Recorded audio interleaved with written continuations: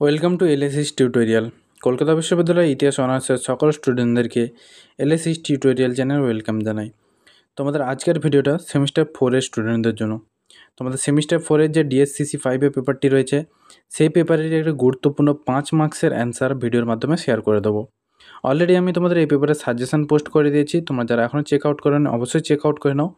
এছাড়া সাজেশন ধরে ধরে কিন্তু অনেক লং কোশ্চেন অ্যান্সারও পোস্ট করে দিয়েছি। তোমরা অবশ্যই ভিডিওগুলি দেখে খাতায় নোট ডাউন করে নাও এবং আগে ভাগে নিজেদেরকে এক্সামের জন্য প্রিপেয়ার করে নাও। এছাড়া আমি তোমাদের সম্পূর্ণ সিলেবাসও পোস্ট করে দিয়েছি বাংলায়, তোমরা অবশ্যই একবার চেক আউট করে নিও, ঠিক আছে? তাহলে আর বেশি দেরি করছি না, আমি সরাসরি মূল ভিডিওতে আসছি। তাহলে দেখো, আজকে আমি তোমাদের যে কোশ্চেন অ্যান্সারটি শেয়ার করব সেটা হচ্ছে আদি মধ্যযুগের সমাজ ও অর্থনীতিতে মন্দিরের ভূমিকা আলোচনা করো। আমি তোমাদের এই প্রশ্নটি সাজেশনে দিয়েছিলাম, 5 মার্কসের প্রশ্ন, ভেরি ভেরি ইম্পর্টেন্ট প্রশ্ন, ঠিক আছে?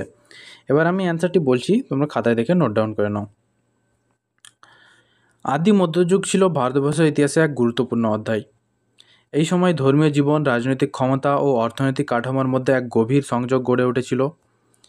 এই সময় মন্দির শুধুমাত্র পূজার স্থান ছিল না, বরং সমাজ জীবনের প্রায় প্রতিটি দিকের সঙ্গে যুক্ত ছিল। রাজারা মন্দির নির্মাণ করে তাদের ধর্মীয় দায়িত্ব পালন করতেন এবং সেই সঙ্গে নিজেদের রাজনৈতিক শক্তিকেও দৃঢ় করতেন। মন্দির সমাজে একটি সাংস্কৃতিক, প্রশাসনিক ও অর্থনৈতিক কেন্দ্র হিসেবে আবির্ভূত হয়েছিল, যা শুধু শহরেই নয়, গ্রামের প্রাণকেন্দ্র হিসেবেও কাজ করত। তারপর দেখো কী রয়েছে, এই যুগে সমাজ ছিল ধর্মকেন্দ্রিক এবং মন্দির ছিল তার কেন্দ্রবিন্দু। মানুষের আচার আচরণ, বিশ্বাস, এমনকি সামাজিক অবস্থান নির্ধারণেও মন্দির একটি গুরুত্বপূর্ণ ভূমিকা পালন করত।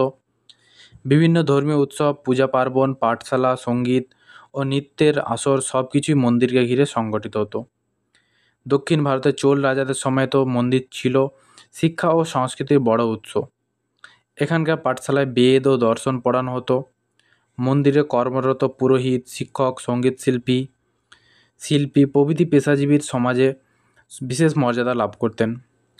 ফলে মন্দির কেবল ধর্ম নয়, সামাজিক শ্রেণী ও পেশাভিত্তিক সংগঠনেরও কেন্দ্র হয়ে ওঠে।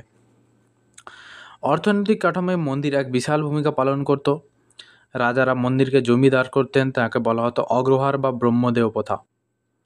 এই জমি থেকে উৎপন্ন ফসল বা রাজস্ব দিয়ে মন্দির পরিচালিত হতো। বহু কৃষক, শ্রমিক, কারিগর এই জমিতে কাজ করতেন এবং এর মাধ্যমে তাদের জীবিকা নির্বাহ হতো।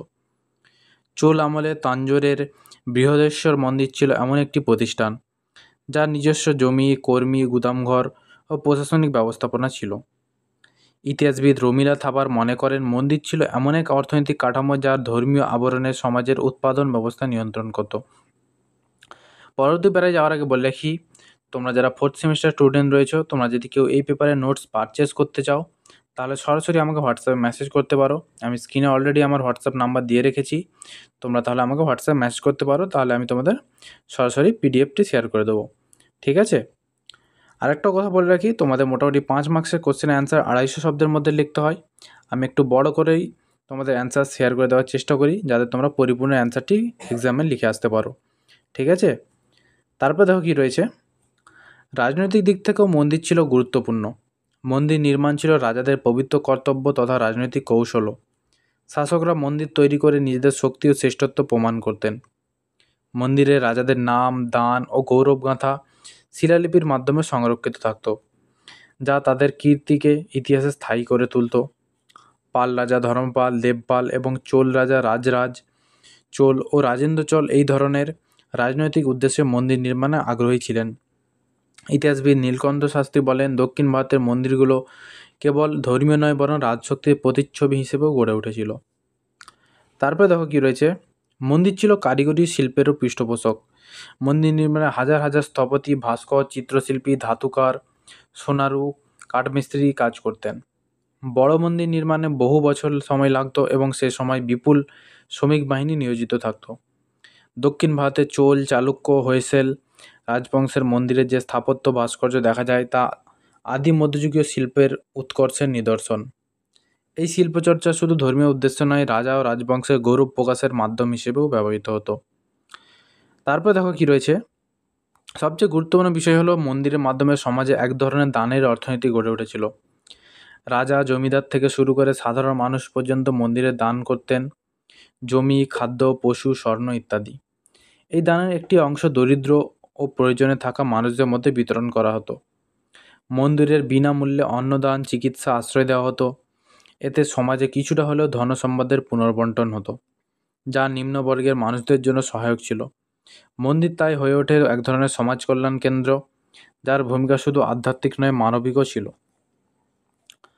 তাহলে আমি তোমাদের সম্পূর্ণ অ্যান্সারটি শেয়ার করে দিলাম। তোমরা অবশ্যই খাতায় দেখে নোট ডাউন করে নাও, এবং খাতায় দেখে নোট ডাউন করে কিন্তু তোমরা আগেভাগে প্র্যাকটিস করতে থাকো, ঠিক আছে?